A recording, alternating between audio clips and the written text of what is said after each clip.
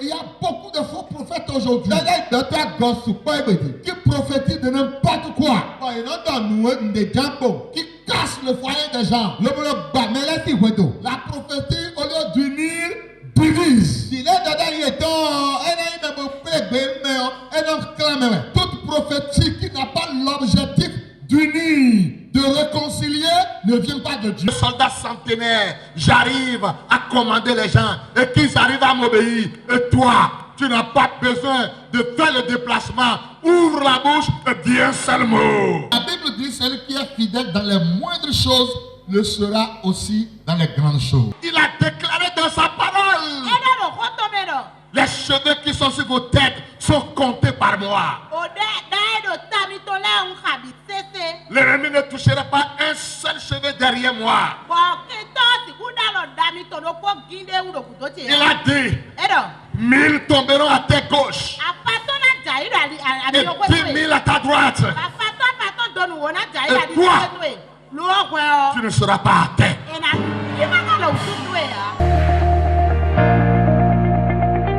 Disons merci à tous les intervenants. Pendant que j'étais en classe de seconde, il y a un livre qui était au programme et qui était intitulé L'apologie de Socrate.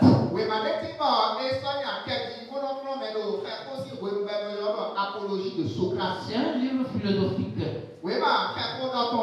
Et ce livre, il est détaillé dedans la vie de l'homme qu'on appelle Socrate. Comment il vivait, toute sa philosophie. Et tout ce qui concerne cet homme a été relaté dans le livre là. Et comment il est mort. Et dans les fouilles, il est avéré que ce sont ses disciples qui ont pris le temps, après avoir vécu avec lui et l'avoir connu, ont pris le temps de faire cette œuvre si parfaite.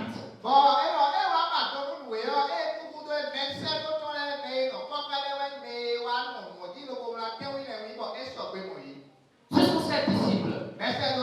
Et je crois que c'est la même chose pour notre Bible qui se trouve dans la main de tout un chacun de nous. Ce que Dieu a utilisé pour l'écrire, pour que nous l'ayons, ce sont ses disciples. Ceux qui ont travaillé, qui ont combattu, qui se sont donnés corps et âme. Et c'est en voulant m'inspirer de toute cette idéologie que je veux vous proposer comme thème ce matin. Suis-je un disciple, un vrai disciple ou un simple adhérent?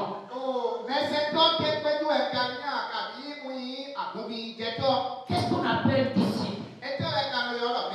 C'est quelqu'un qui sait approprier l'enseignement et la vie de son maître, au point de le ressembler comme une copie conforme. Et comme synonyme qu'on peut trouver concernant le mot disciple, on parle de adepte, adorateur, continuateur, élève, fidèle, héritier, et j'en passe. Et je crois que c'est à cause de cette vie que menaient les disciples de Jésus-Christ à Antioche que les gens les ont surnommés Petit Christ.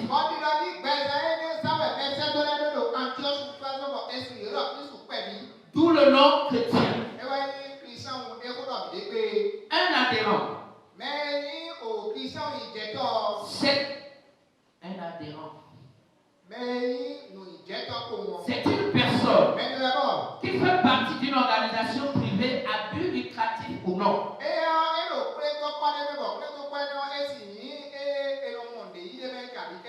Ce qui transparaît en même temps qu'il y a un intérêt dedans que ce dernier recherche. La différence entre les deux personnes ici se trouve dans le devenir de l'un ou de l'autre. Le disciple devient la copie conforme de son maître. Parce qu'il n'a pas d'autre option. Mais l'adhérent, lui, il devient ce qu'il veut parce qu'il est guidé par ses centres d'intérêt. Le passage que nous venons de lire nous relate la fameuse histoire de la crise que le Seigneur Jésus-Christ a connue avec ses membres.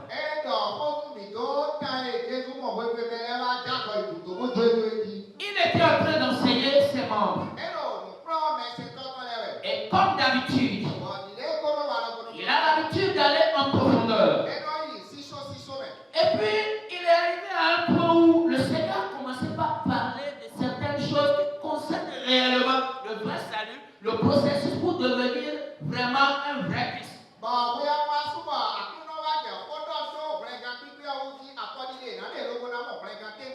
Il leur a dit, celui qui mange ma chair et qui boit mon sang, celui-là demeure à moi. Je suis le pain vivant qui est descendu du ciel. Il n'en est pas comme vos pères qui ont mangé de la manne dans le désert et qui sont morts. Celui qui me mange vivra éternellement. Et c'est là, beaucoup de ses disciples ont commencé par murmurer. Et certainement, ils étaient en train de dire, qu'est-ce qu'il raconte? Qu'est-ce qu'il veut dire? Il veut annuler ce que Moïse avait fait avec nous. Les histoires que nous avons entendues avec Moïse de la part de nos pères. Il veut dire quoi? Qu'est-ce qu'il veut nous apprendre? Qu'est-ce qu'il dit? Il a le plein de vie. Non. Lui n'est plus grand que Moïse. Et un à un, ils ont commencé par se retirer et par l'abandonner. Et ils sont partis. Et il reste maintenant 12. Et c'est là que le Seigneur s'adresse aux 12. Il dit, qu'est-ce que vous attendez vous d'autres? Ne voulez-vous pas aussi vous en aller? Les vrais disciples. Alléluia. C'est là qu'un vrai disciple va se prononcer. Pierre va lever la voix. Et il dit, à qui irons-nous, Seigneur? Tu as les paroles de la vie. À qui irons-nous? Alléluia. Je prie que ces paroles soient tes paroles ce matin. En dehors de Jésus-Christ, il n'y a plus quelqu'un d'autre chez qui nous pouvons aller. Et Pierre l'a su bien comprendre. Et il l'a prononcé de sa bouche. Je veux ce matin que tu saches dans ton cœur, dans ton âme et esprit, que seul Jésus-Christ est celui-là en qui on peut se confier. Pierre était un vrai disciple. Il n'a pas regardé ce que tous les autres regardaient. Mais il a prononcé un mot qui vient du tréfonds de son âme. À qui irons-nous, Seigneur? Tu as les paroles de la vie. Et c'est là Jésus lui dit, n'est-ce pas moi qui vous ai choisi? Vous les 12. Et l'un de vous est un démon. Il parlait de Judas Iscariote. Disciple, vrai disciple ou un simple adhérent. De nos jours, nous devons de revenir à la notion de disciple. Autrement dit, notre salut et notre marche avec le Seigneur sera protocolaire. Le disciple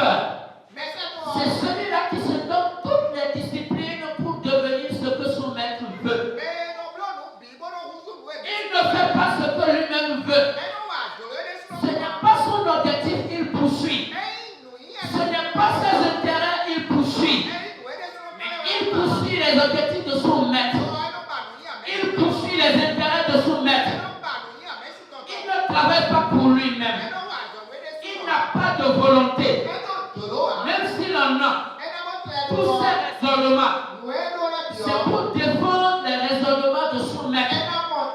C'est pour défendre tout ce qui émane de son maître. Et le maître dont il s'agit pour toi et pour moi, c'est le Seigneur Jésus-Christ. Alléluia. C'est le Nazaréen. Alléluia. C'est celui qui a ressuscité des morts. C'est celui qui a donné son sang pour te sauver, pour te sauver. Tu te dois te défendre ses intérêts. Dans un monde d'aujourd'hui, un monde à la fois troublé et confus, où l'on ne peut distinguer sa gauche de sa droite, ou même dans le monde chrétien, tout est troublé. Nous devons de faire le cours à notre maître. Se serrer dans sa philosophie, dans sa volonté, s'approprier ses intérêts et vivre pour lui. Les disciples dont il s'agit ici, ce sont des gens, tous les jours, ils étaient avec le maître. Comment nous pouvons l'appliquer aujourd'hui? Partout où nous sommes. Est-ce que le maître peut dire qu'il est avec nous? Ou il peut dire qu'il est dans notre cœur? Ou il peut dire qu'il vit avec nous? Est-ce que quand nous voulons prononcer nos paroles, nous nous souvenons de lui? Quand nous voulons agir, nous nous souvenons de lui? Quand nous voulons poser des actes, est-ce qu'au moins nous avons le réflexe de penser au Seigneur pour voir s'il est d'accord ou non? Alléluia. Amen. Avec les disciples, il n'y avait pas quelque chose qui doit être fait sans ordre. Un jour, pendant que la tempête s'était levée sur eux, sur la mer, Pierre a dit, si c'est toi, ordonne. Alléluia. Amen. Ordonne. Et c'est sur l'ordre de Jésus que Pierre a marché. Pierre ne s'est pas levé pour marcher. Tout ce qu'il faisait, cela venait de la volonté du maître. Mon frère et ma soeur, ce matin, le Seigneur nous veut une chose. Revenons dans l'idée du disciple. Et quand on parle du disciple, c'est quelqu'un qui a un cœur entier, un cœur tourné vers son Seigneur, vers son Dieu. Aujourd'hui, est-ce le cas pour toi? Est-ce le cas pour nous? Est-ce le cas pour tout chacun de nous? Le service aujourd'hui, je voulais parler du service chrétien. Est-ce que ça a encore sa place dans le cœur? Est-ce que le Seigneur peut dire, peut témoigner des uns et des autres qui sont ici ce matin? Ah oui, il est un vrai disciple. Alléluia. C'est pourquoi tout chacun de nous, quel que soit ce que nous pouvons faire, nos fonctions, nos occupations, souvenons-nous que le Seigneur veut des disciples. Non pas des adhérents, non pas des sympathisants, mais des disciples. Parce que c'est le disciple, c'est au disciple qu'il confie toutes les tâches. Il n'y a rien qui est caché au disciple. Mais l'adhérent, il est dans son coin. Ça marche ou ça ne marche pas, ça ne le regarde pas. Tout ce que lui veut, c'est qu'il se sente adhérent. Qu'on dise qu'il appartient à la corporation. Et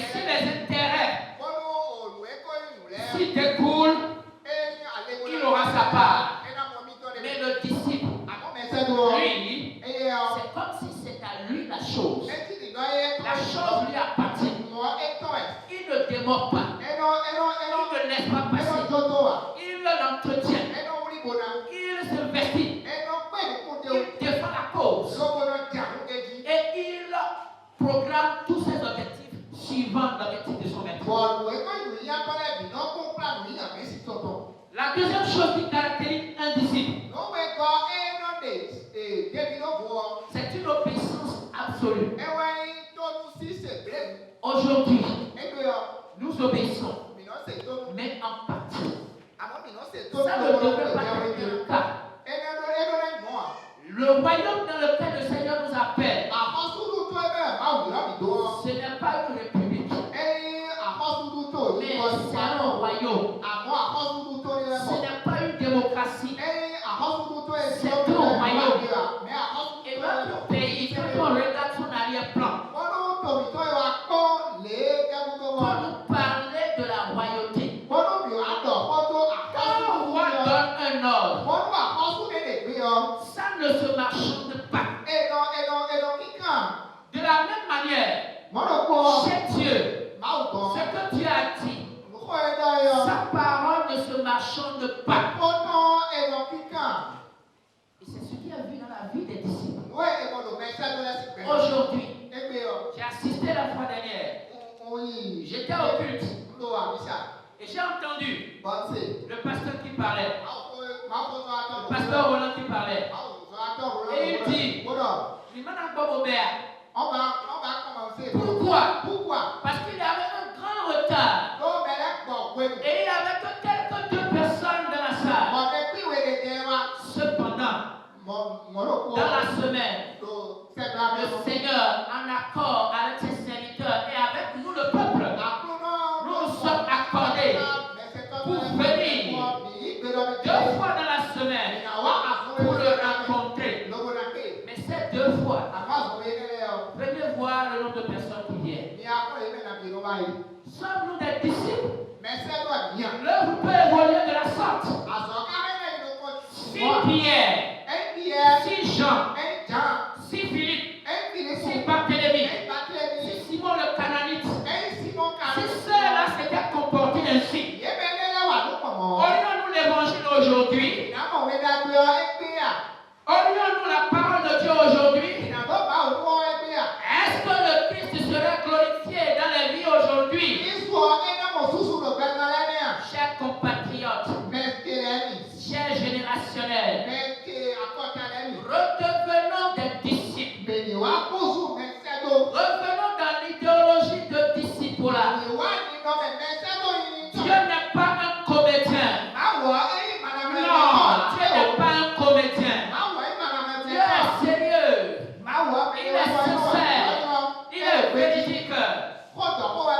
Et je m'en vais pour nous dire, tous les intérêts chrétiens qui sont attachés à la vie chrétienne, au salut en Christ, appartiennent aux disciples. Qu'ils vous souviennent que c'est aux disciples que le Seigneur a dit, vous marcherez sur les scorpions et sur les aspects, sur toute la puissance du diable, et il ne vous fera aucun mal. Alléluia. Je prie que cela soit ta part au nom de Jésus. Que le Seigneur te donne, de te donner la discipline qu'il faut dans le domaine de ta faiblesse, afin de devenir disciple entier, pour marcher sur les scorpions, pour marcher sur toute la puissance du diable, pour marcher sur les œuvres de l'ennemi, et il ne te fera aucun mal. Alléluia. Tout pouvoir m'a été donné dans le ciel et sur la terre. C'est ce que Jésus a dit. Et cela est l'apanage de ses disciples. Tout disciple a tout pouvoir sur cette terre. Tout ce qu'il demande, le Seigneur lui donne. Il ne peut pas manquer de cela. Et je prie pour toi ce matin. Tout ce que tu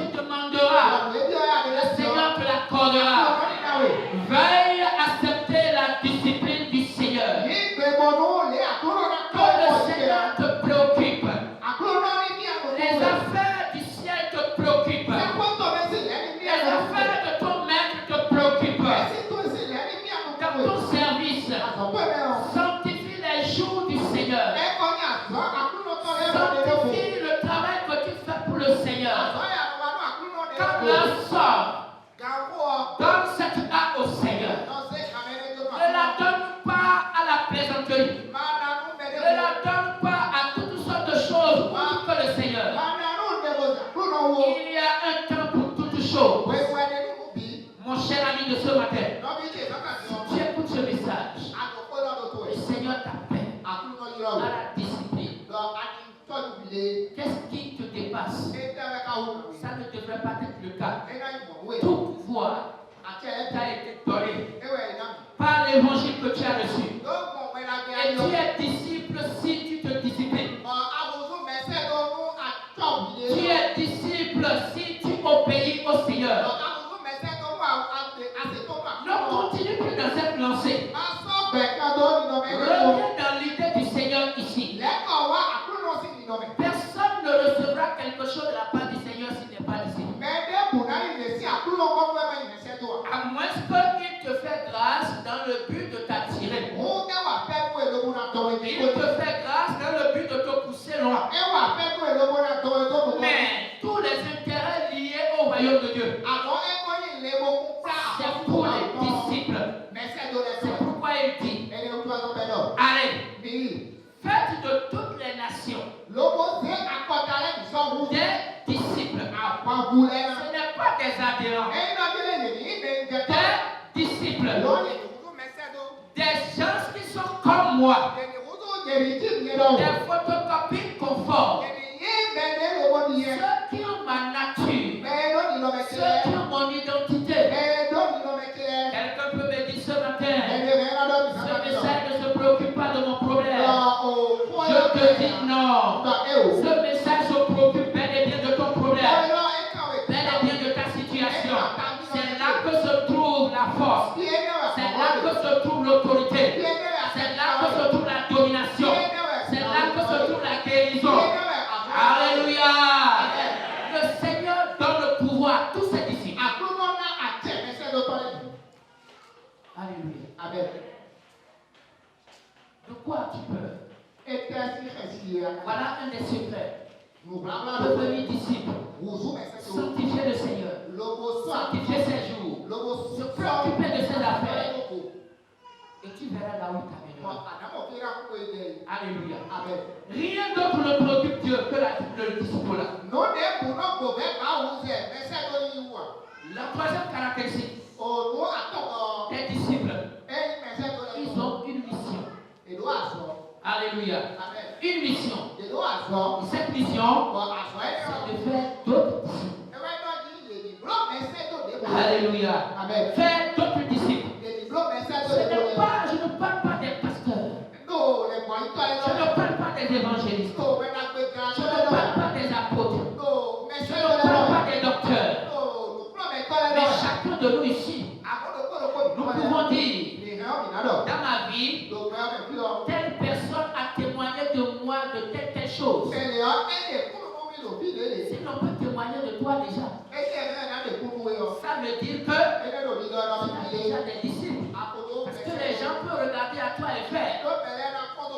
Mais si c'est dans le sens négatif, c'est là que c'est gâté. Que le Seigneur nous accorde sa grâce ce matin. Le disciple, c'est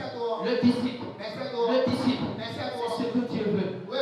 Dieu ne veut pas des adhérents.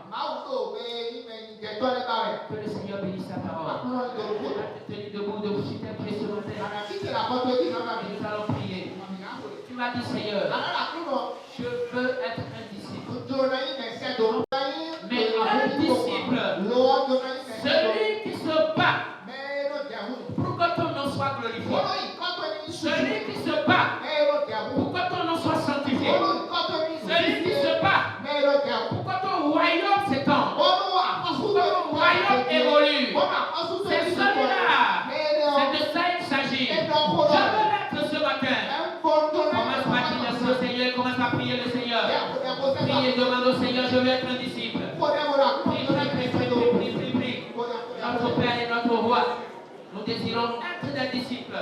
C'est des disciples qui nous a parlé. C'est les disciples qui iront au ciel. Non pas les adhérents, non pas les sympathisants, mais des disciples. Ceux qui t'obéissent sans dispute, sans discussion,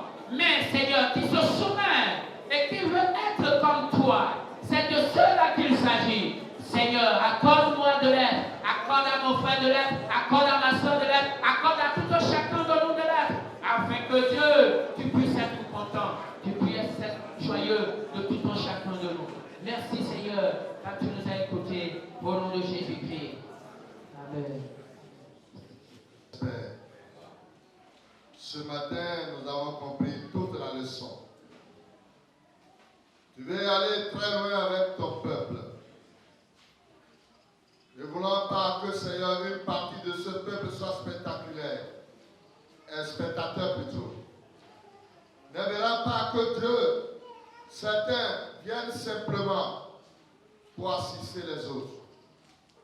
Tu veux que nous nous engagions avec toi. Que nous puissions prendre la décision de marcher comme un disciple, un vrai disciple. En réalité, au Père, c'est à ces disciples-là que tu te confies. Et tu leur octroies également beaucoup d'autorité. Et nous l'avons appris dans ta parole tout à l'heure. Que tu nous donnes le pouvoir de chasser les démons, de marcher sur les scorpions. Tu nous as donné tout le pouvoir et aucune des puissances ne va nous nuire. Que ta parole fasse partie intégrante de notre cœur ce matin. Fais en sorte que Dieu de gloire, nous quittons les tables des assistants, des adhérents. Et que nous puissions intégrer réellement la profondeur du disciple-là, afin de devenir des réels disciples. Un réel disciple est celui-là qui est mûr, capable de comprendre et de pouvoir mettre en pratique ta parole. Un réel disciple est celui-là qui marche en allant chercher également les âmes afin de faire tel des disciples. Un réel disciple est celui-là, Seigneur, qui se soumet à ton autorité, qui se soumet complètement à ta parole.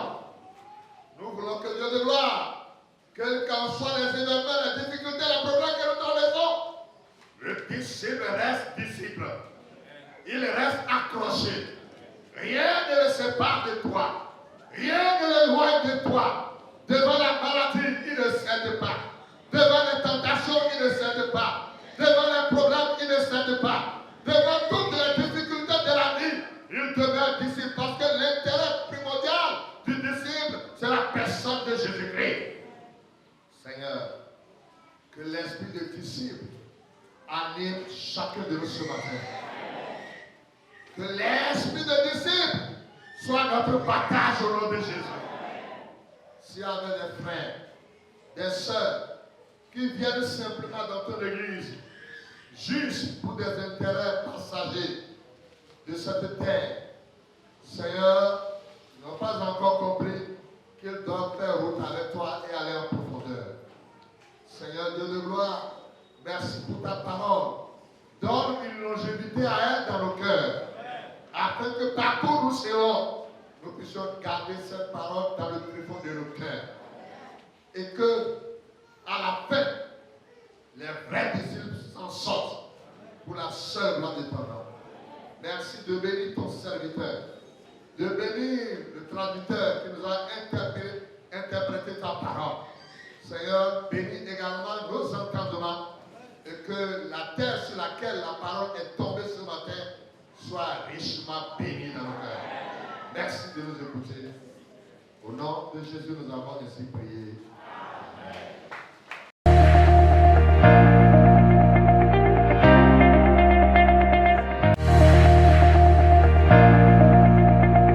Il y a beaucoup de faux prophètes aujourd'hui qui prophétisent de n'importe quoi,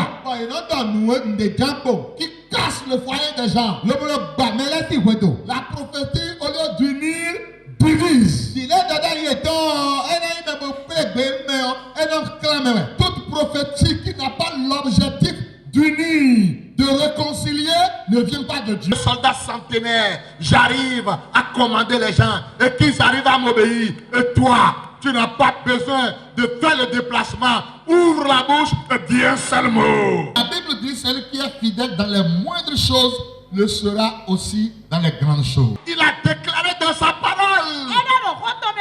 Les cheveux qui sont sur vos têtes sont comptés par moi. O de do tami to le un habi sese. L'ennemi ne touchera pas un seul cheveu derrière moi. Bo ke to si kuda lo dami to no ko ginde u do kudo ti. Il a dit, Edo.